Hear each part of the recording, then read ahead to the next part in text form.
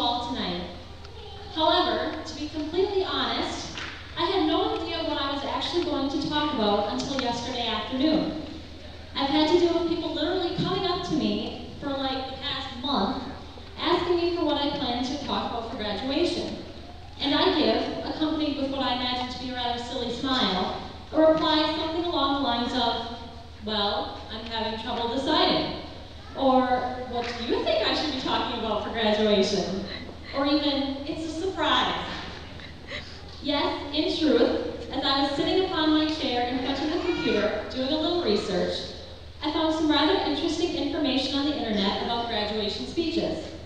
For example, you're apparently not supposed to use cliches. So I'm just going to get those out of the way right now, if you don't mind. You are the future. Well, I think that's a little obvious.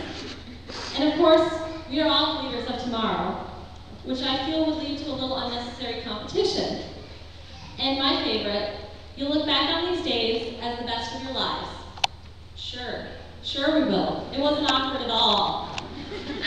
And speaking of that, the other interesting thing that I discovered is that you're not supposed to exclude anyone, like those who may have felt that high school was not necessarily the highest point for them. Rest assured, however, that as one of the more socially challenged people at this school, paired with the knowledge of knowing exactly how it feels, I have absolutely no intention of pointing anyone out. Well, unless you're among my close friends. No, I'm just kidding. Or at least, I won't use any names. So with all that being said, I wanted to do something a little different. I wanted my speech to not really be quite so typical, maybe be a little bit more of a reflection of me and what my time at LWHS has meant to me, and just delve a little into some of the experiences or things that I've learned. Before you panic, however, I did limit the list to 3 topics. For those of you who still won't find it that interesting, that's okay. All I ask is that you spare me a little of the emotional scarring and just clap at the end.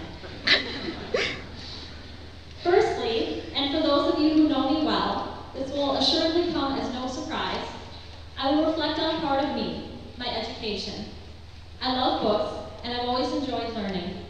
I may, in fact, be a bit of a nerd, but my education has been something that I have dedicated myself to and prided myself on since a very young age.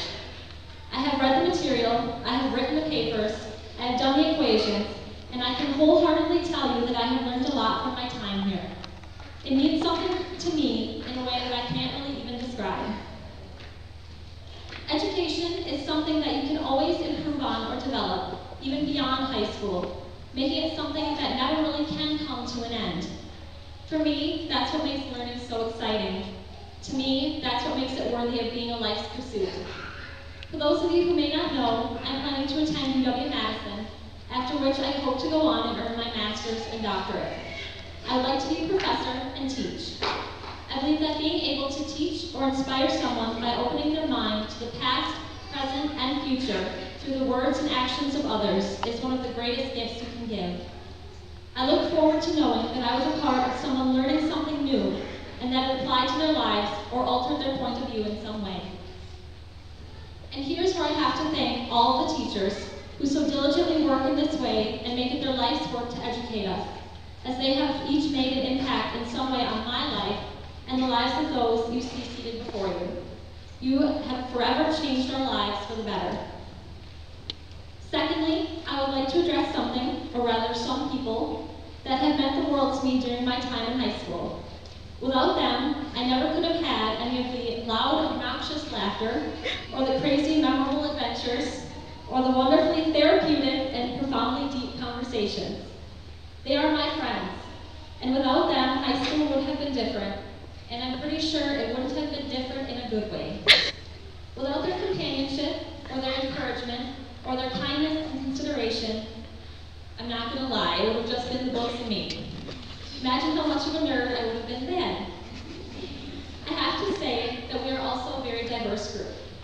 We love coffee, glitter, amusing jokes, and we all work at different jobs. We love giraffes, frogs, dogs, horses, everything in between. We love everything from country music to anything Lady Gaga.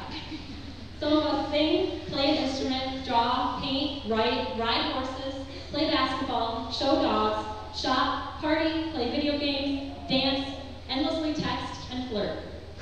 Truthfully, without them, high school would have been rough, and I don't think that I honestly could have made it. But they pulled me through with their big, buff basketball muscles. They made me feel wanted and included as we created our own family tree and drew each other's life stories in art class. They were there obsessing with me over things that no one else seemed to care about, like mythology or Avatar. And I know for a fact that they made me feel valued when they told me those little things that made me feel so much better about myself. You're pretty, Amanda.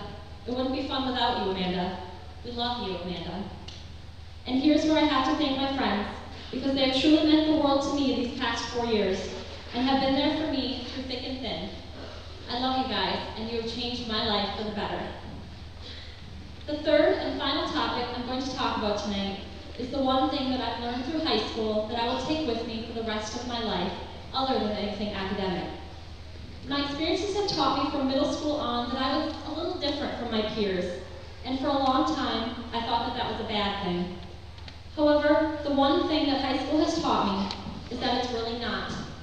I've learned to like myself, and I'm secure about who I am and my capabilities, as well as on what I want to accomplish in life. I will dress the way I want, talk and act the way I want, and just be myself. And once I made that realization, I can't tell you how liberated and utterly satisfied I felt, because it didn't matter what anyone else thought. It was what I thought. So seniors, for you, my advice of sorts is this: find out who you are and be true to you. Because once you are beyond these walls, it won't matter if you were the jock, the rebel, or the nerd. In a way, you have an opportunity to start over. There will be new people, new experiences, and a completely new life waiting for you. And here's where I have to thank the class of 2011, as well as the school in its entirety, because without you, I never could have realized any of that. It is thanks to you that I see myself as not just different, but unique. I wish you all the best for the future, and hope that you, as cliche as it may sound, make all your dreams come true, because you have all changed me and each other for the better. I also would like to take the time to thank everyone else who has come out tonight, particularly the parents and families, because without any of you, I don't think that any of us sitting in front of you would have gotten very far at all. Your love and support is, as always, greatly appreciated. Thank you, and have a wonderful night.